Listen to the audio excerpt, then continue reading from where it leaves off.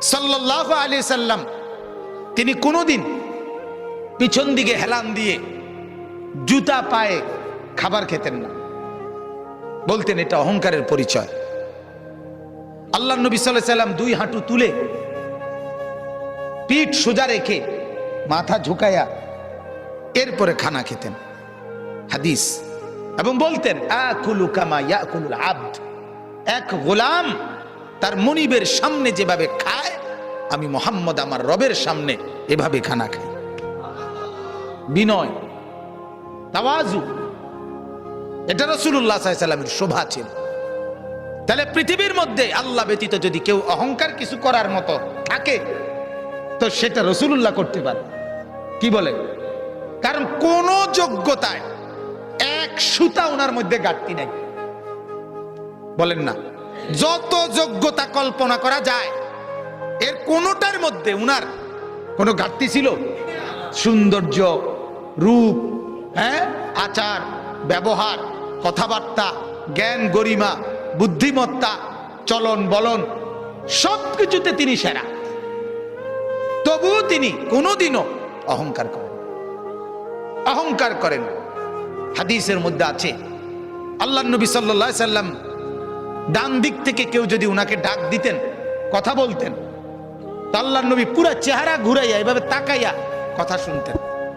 যতক্ষণ ওই লোক কথা বলতো অতক্ষণ চেহারা ফিরাইতেন না। এটা তাওয়াজু, বিনয়। এমন না যে সামনের দিকে তাকাইয়া আছে ওই বেটারে বলছে হ্যাঁ কবে না শুনতে আসি, তো এমন হয় না আমাদের। আল্লাহ রাসূল এটা করতেন না। কেউ হাতে মুসাফা করছে, নবীজি কখনোই নিজের হাত টেনে নিতেন না, ওই লোক যখন হাত ছাড়াইতো তখন ছাড়তেন। তাওয়াজু, বিনয় ছিল।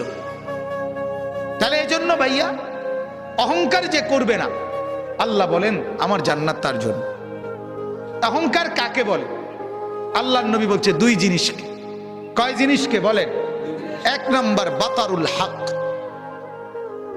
যত কিছু হক শরীয়তের বিধিবিধান এর যে কোনো একটাকে অবজ্ঞা করা, ফেলে দেওয়া, পরিত্যাগ করা, নিজের জীবন থেকে বাতিল করে দেওয়া, এটাই অহংকার। এই লোকটাই অহংকারী। এজন্য যত যুবক, যত মুসলমান নামাজ পড়ে না, সেজদা করে না, এরা অহংকারী। কারণ এটা হক, সত্য বিধান ইসলামের, এটাকে সে অস্বীকার করছে, অবজ্ঞা করছে। এই অহংকারী। যত শুদ্ধ কথাই বলুক, ডিগ্রি 18 কিসিমের ডিগ্রি লোক, কথা বুঝেন, সে আপনার অভদ্র। সেজদাবিহীন কোন মানুষ ভদ্র হইতে পারে না।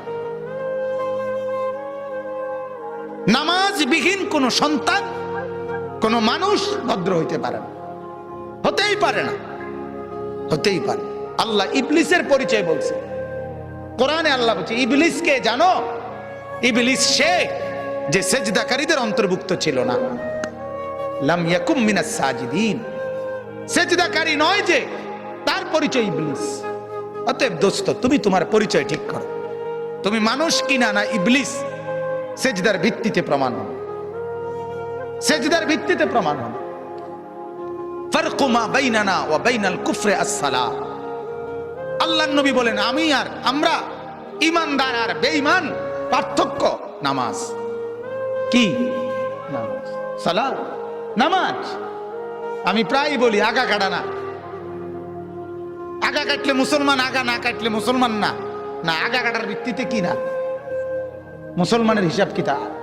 ওইটা একটা সুন্নত আমল, এটা একটা জরুরি আমল।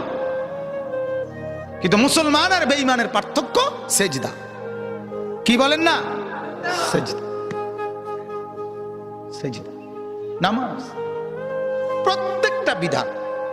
যে সুদ খায় সে অহংকারী, যে ঘুষ খায় সে অহংকারী, যে মিথ্যা বলে সে অহংকারী, যে অশ্লীল ছবি দেখে, নর্তকীর নাচ দেখে সে অহংকারী, যে মা বেপর্দা চলে ওই মা অহংকারী, যে বোন বেপর্দা চলে ওই বোন অহংকারী, যে বিবি বেপর্দা চলে ওই বিবি অহংকারী, যে ঘরে রঙিন টেলিভিশন চলে ওই ঘরওয়ালারা দেমাগি, অহংকারী। আর আল্লাহকে পরোয়া করে না, আর আল্লাহকে মূল্যায়ন করে না। আর আল্লাহ বলেন আমার সাথে যে অহংকার দেখায় কাসামতুহু, আমি তারে এমন ভাবে ধরি এক আষাঢ়ে আমি সোজা করি। আল্লাহ বলেন আমারে চেনো নাই, তো বুঝোই নাই আমাকে। ওয়ামা কাদারুল্লাহ হাক্কা কদর। আল্লাহ বলে আরে মানুষ তোমরা আমারে চিনো না, আন্দাজ করো না, আন্দাজ করবা। আমি রহম করছি, আমার নাম যেমন রহমান, আমারই নাম কাহার। আমার নাম যেমন রাহিম, আমারই নাম জব্বার। মনে রাখ, আমার দোনো নামের অর্থ শুনে নাও। আমার রহমান নামের অর্থ কি এটাও জেনে নাও, আমার জব্বার নামের অর্থ কি এটাও জেনে নাও। আমার রাহিম নামের অর্থ শোনো, আমার কাহার নামের অর্থ শোনো, তাইলে আন্দাজ করবা। আর আমি ভাগ করে রাখছি কখন আমি রহমতের আচরণ করব, কখন আমি কাহারের আচরণ করব, এটাও আমি ভাগ করে রাখছি। দুনিয়ায় আমি রহমতের আচরণ করি, তোমারে দুগা ভাত খাওয়াই, তোমার এত চুরি ডাকাতি, এত মিথ্যা, এত চুরি, এত মোবাইল, এত অশ্লীলতা, এত গান বাদ্য, এত নাচ গানের পরেও ছেলেপেলেরা মনে করে কই মাতে তো না কেউ। বুঝেন নাই কথাটা? আল্লাহ কিচ্ছু তো কই কই এর মলে কি থাপড় দিল নইলে, দুই একটা আচার দিল নইলে, কিচ্ছু তো কয় না। আমি তো আমার নাফরমানির উপরে তো আমি বহাল তো বিয়েতে কি আছি। আল্লাহ বলে আহারে আমার একটু দয়া দেখে তুমি ভুল করছো না, আমার একটু দয়া, এই তোমারে দুগা ভাত খাওয়াই দেখে তুমি মাতো না, মনে করছো আমি আর কিচ্ছু কইতাম না। হ্যাঁ, তোমারে যে পরিমাণ ভাত খাওয়াই, আমার বাঘ বাল্লুক রে আমি এত বেশি খাওয়াই, ঠিক না বলে? আমার হাতিকে, আমার তিমিকে আমি এর চাইতে বেশি খাওয়াই। অতএব এটারে তুমি কিছু মনে করো না, আমার শাস্তি বড় সাংঘাতিক। আন্না আযাবি হুয়াল আযাবুল আলীম। আল্লাহ বলেন আমার আযাব বড় ভয়ঙ্কর আযাব। অতএব আমার বাপ, প্রত্যেকটা গুনাহ অহংকার, প্রতিটা গুনাহ কি বলেন না? অহংকার। অহংকার, অহংকার মানে সে আল্লাহর সাথে বড়াই করছে, আল্লাহকে কিছুই মনে করে না। ছেলেরা, এই বাপ একজনও যদি হয়, একজনও যদি শুনে থাকো, তোমার কাছেই বলছি, আল্লাহর কথার একটা নিয়ম মনে রাখবেন, সবাই একরকম হয়ে যায় না, একজন আরেকজন থেকে আলাদা হয়ে যান।